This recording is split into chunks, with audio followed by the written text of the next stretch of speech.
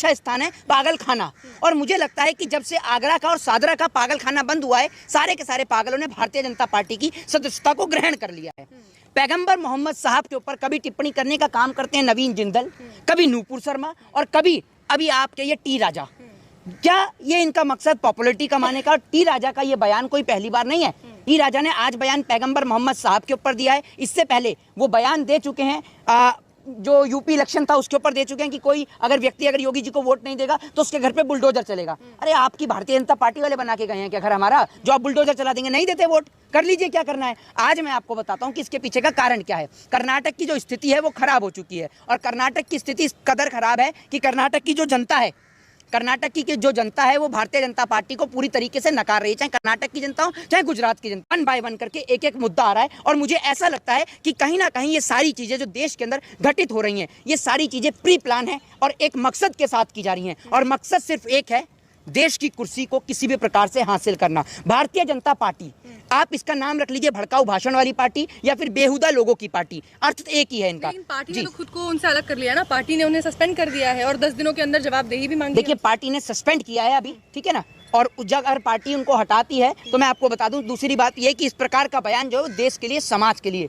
एक बहुत ही ऐसा शर्मनाक कर देने वाला बयान है। अभी भारत देश की जो छवि है, मैं आज सवाल देश के प्रेसिडेंट ऑफ इंडिया से पूछना चाहता हूं, मैं प्राइम मिनिस्टर ऑफ इंडिया से पूछना चाहता हूं कि देश के अंदर इस प्रकार से विवादित बयान दिए जाते हैं तो आखिर आप कुछ ऐसी कड़ी कार्रवाई क्यों नहीं करते कि दोबारा कोई और व्यक्ति इस प्रकार का कार्य करने की हिमाकत ना कर सके। अगर कल को कोई मुसलमान व्यक्ति खड़े होकर हमारे महादेव के लिए उल्टा बोलेगा तो देश के समाज के सभी लोग मिलकर बोलेंगे, चाहे वो मुसलमान भाई हों, चाहे वो सिख भाई हों, चाहे ईसाई भाई हों, सब लोग मिलकर बोलेंगे कि इस मुसलमान को जेल के अंदर बंद करना चाहिए। तो आज अगर कोई पैगंबर मोहम्मद साहब के लिए कोई टिप्पणी करता है तो मेरा और आपका सभी लोगों का फर्ज बनता है कि हम ऐसे व्यक्ति के खिलाफ कड़ी से कड़ी कार्रवाई करें, और देश के कानून और न्यायपालिका से मैं ये उम्मीद और आशा रखता हूं कि देश के कानून और न्यायपालिका टी राजा सिंह जैसे लोगों के ऊपर ऐसी कड़ी कार्रवाई करेगी कि दोबारा कोई और व्यक्ति पैगंबर मोहम्मद साहब हो, चाहे फिर वो गुरु गोविंद सिंह जी हो, चाहे फिर वो वाहे गुरु हो, चाहे वो जीसस हो, चाहे फिर वो हर हर महादेव ही क्यों ना हो, किसी भी धर्म, किसी भी जाति और किसी भी मजहब के ऊपर कोई भी विवादित टिप्पणी ना कर सके।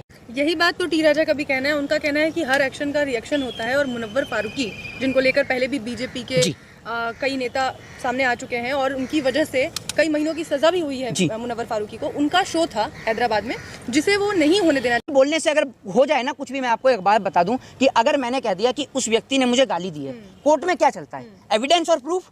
कोर्ट तो एविडेंस और प्रूफ के बिहाफ पे चलता है ना। अगर आपको ऐसा लगता है कि आप वहां पर गए तो आपको किसी प्रकार से तो पता चला होगा कि उन्होंने हिंदू देवी देवताओं के बारे में इस प्रकार का विवादित बयान दिया है, आप वो वीडियो क्लिप को कोर्ट में रखते? आपके पास अगर कोई प्रमाण है तो आप साबित करिए ना। दूसरी बात ये कि माँ काली को कौन पूछता है, हिंदू या मुसलमान? एक चीज का जवाब आपसे पूछता हूँ, हिंदू पूछते हैं माँ काली को या मुसलमान? हिंदू पूछते हैं ना। तो जब माँ काली का पोस्टर बना उस टाइम पे टी राजा कहाँ सो रहे थे? तब इन्हें याद नहीं आई हिंदुओं की? तब तो नहीं बोले ये कि किस प्रकार से हिंदू देवी देवताओं का अपमान हो रहा है? तब तो टी राजा के मुंह पर ताला लग गया था, इनके मुंह सिल गए थे। आज इसीलिए बोल रहे हैं क्योंकि पॉपुलरिटी चाहिए, और कर्नाटक की स्थिति खराब है, और बीजेपी वन बाय वन करके नेताओं का इस्तेमाल करती है, और इस प्रकार के विवादित बयान दिलवाने के बाद उनको कहती है पार्टी से निष्कासित से इस देश का समाधान नहीं है। कड़ी से कड़ी कार्रवाई की जानी चाहिए। अगर नवीन जिंदल के ऊपर एक कड़ी कार्रवाई की जाती तो आज टी राजा की हिमाकत नहीं होती कि टी राजा इस प्रकार का बयान दे। देश के सच्चे मुद्दों और सच्ची खबरों को देखने के लिए हमारे चैनल को सब्सक्राइब कीजिए, नोटिफिकेशन बेल जरूर ऑन कीजिए।